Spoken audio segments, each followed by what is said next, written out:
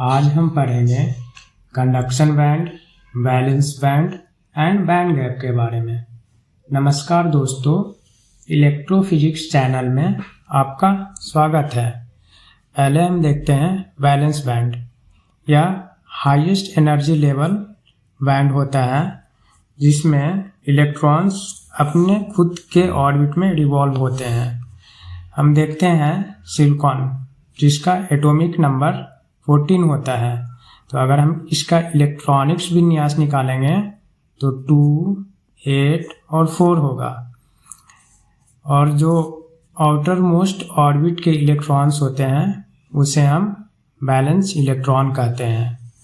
तो इसका हम अगर एटॉमिक स्ट्रक्चर बनाएंगे तो कुछ इस तरह का होगा।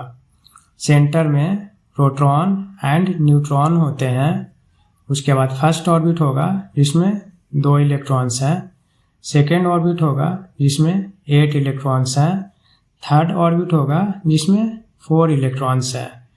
थर्ड ऑर्बिट को ही हम आउटर मोस्ट ऑर्बिट बोलेंगे, जिसको हम वैलेंस बैंड इलेक्ट्रॉन्स भी बोलते हैं।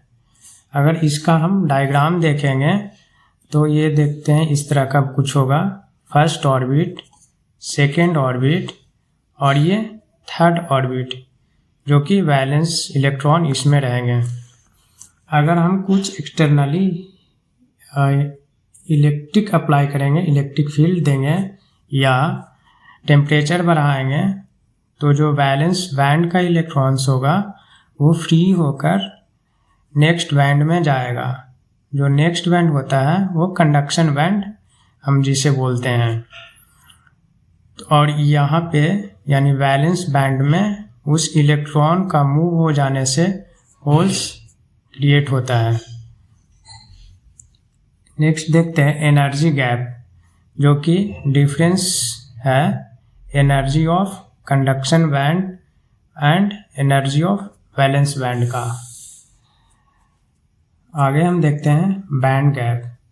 यह होता है डिफरेंस बिटवीन वैलेंस बैंड और कंडक्शन बैंड का energy. So energy gap at 0 degree kelvin, next energy gap at 27 degree Celsius या 300 डिग्री केल्विन या रूम टेम्परेचर। तो सिलिकॉन का केस में 0 डिग्री केल्विन पे एनर्जी गैप का जो वैल्यू होगा 1.21 इलेक्ट्रॉन वोल्ट और जर्मेनियम के केस में 0.78 इलेक्ट्रॉन वोल्ट होगा। अगर हम टेम्परेचर बढ़ाएंगे तो एनर्जी गैप कम होगा और कंडक्टिविटी बढ़ेगा। सो टेम्परेचर यहाँ पे देख रहे हैं 27 डिग्री सेल्सियस पे।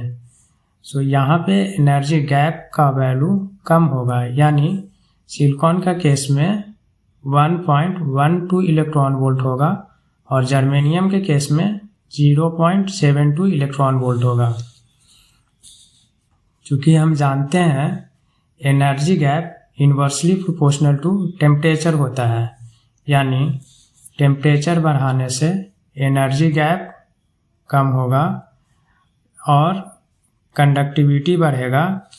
कंडक्टिविटी बढ़ने से रेसिस्टिविटी डिक्रीज होता है, क्योंकि हम जानते हैं R = ρL/एरिया होता है, यानी R यानी रेसिस्टेंस और रेसिस्टिविटी प्रोपोर्शनल होते हैं।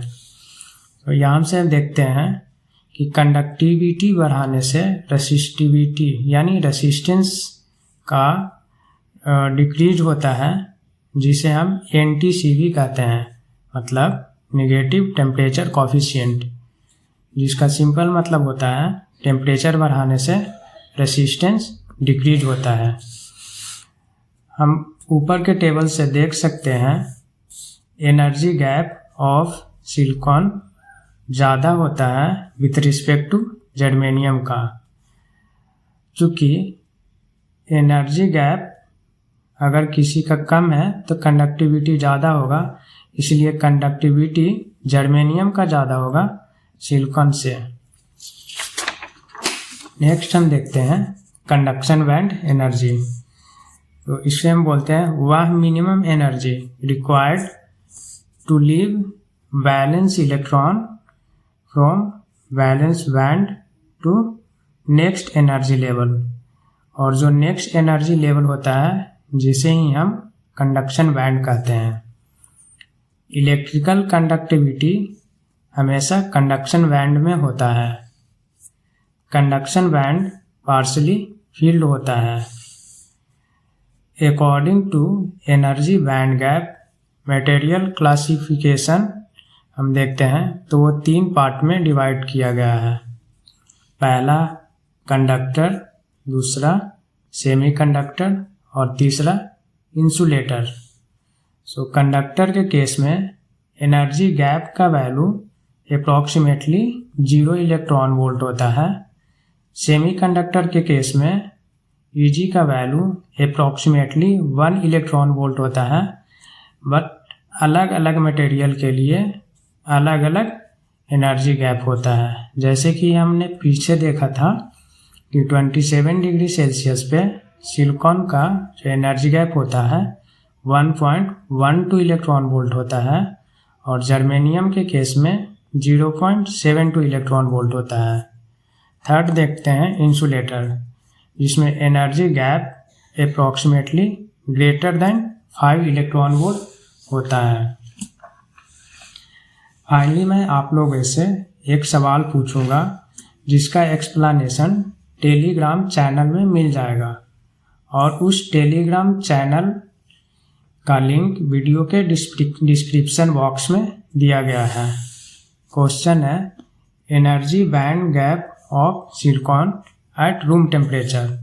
Option A 1.21 electron volt, option B है 1.12 इलेक्ट्रॉन वोल्ट, ऑप्शन सी है 0.72 इलेक्ट्रॉन वोल्ट, ऑप्शन डी है 0.78 इलेक्ट्रॉन वोल्ट। अगर ये वीडियो आपको हेल्पफुल लगी हो तो वीडियो को लाइक, शेयर और चैनल सब्सक्राइब ज़रूर करें। Thank you.